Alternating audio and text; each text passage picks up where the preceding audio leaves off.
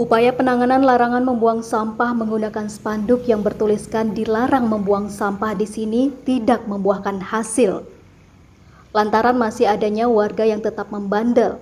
Hal itu terpantau oleh wartawan Jendela Indonews di lapangan pada Sabtu 12 November 2022, yang dimana adanya satu unit mobil truk berwarna biru ditemukan sedang melakukan pembuangan sampah. Padahal sudah jelas jika spanduk larangan pembuang sampah itu terpasang di pintu masuk lokasi.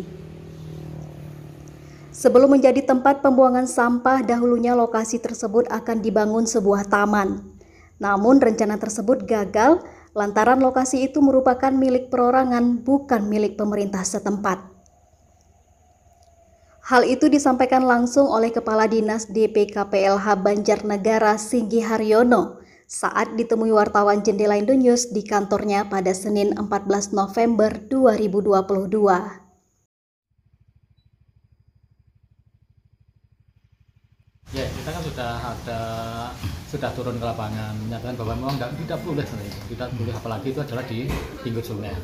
Ya, itu tidak boleh. Konsep awalnya di situ adalah dijadikan taman sebenarnya. Untuk taman kan bagus sekali. Tapi ternyata karena kepemilikan juga ada yang milik pribadi sehingga program itu sementara belum terrealisasi untuk yang taman. Nah, sementara yang untuk sampah sebenarnya kita memang sudah ingin memportal itu, tapi ternyata kalau kita portal ada rumah warga yang di belakang tempat sampah itu sehingga kita juga tidak kajian juga warga itu tidak bisa ada akses keluar masuk.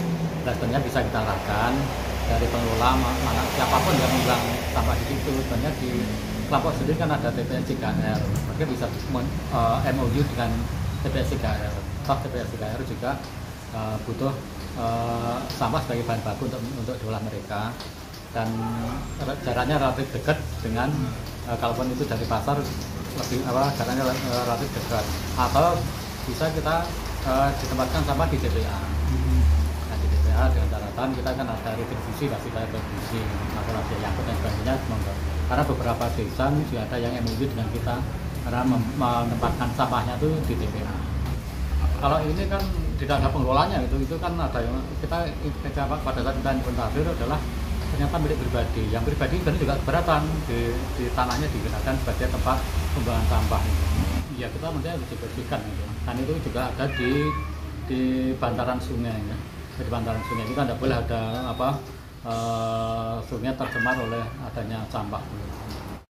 Menanggapi hal itu, anggota DPRD Kabupaten Banjarnegara Dedi Suromli angkat bicara bahwa pemerintah setempat harus serius menangani dalam hal tersebut.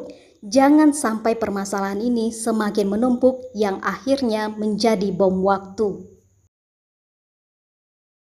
Solusi permasalahan sampah yang pertama tentunya kesadaran dari semua pihak bahwa mencemari lingkungan, membuat kotor lingkungan itu tidak berkah lah, tidak bermanfaat bagi masyarakat. Itu harus kita pahami bersama. Terus kemudian solusinya adalah bagaimana mengoptimalkan peranan dan fungsi masing-masing. Bagi masyarakat di sekitar berarti tidak membuang sampah di tempatnya. Terus kemudian peranan pemilik sampah berarti mengoptimalkan untuk tidak dikomersilkan, gitu, tidak dikomersilkan untuk pembuangan sampah itu. Terus kemudian yang ketiga, pemangku kebijakan tentunya memberikan solusi-solusi.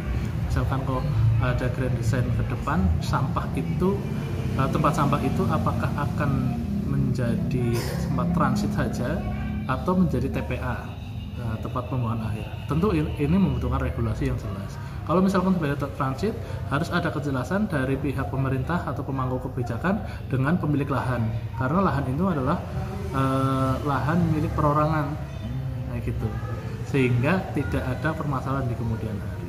Nah, kalau misalkan terkait dengan transit untuk membuang sampah, berarti ada solusi-solusi dari pemerintah, misalkan pembuatan bronjong ya, supaya tidak suatu saat ada banjir, sampah itu terbawa arus sungai Sapi atau kali Sapi sehingga akan mencemari lingkungan, itu akan lebih parah lagi.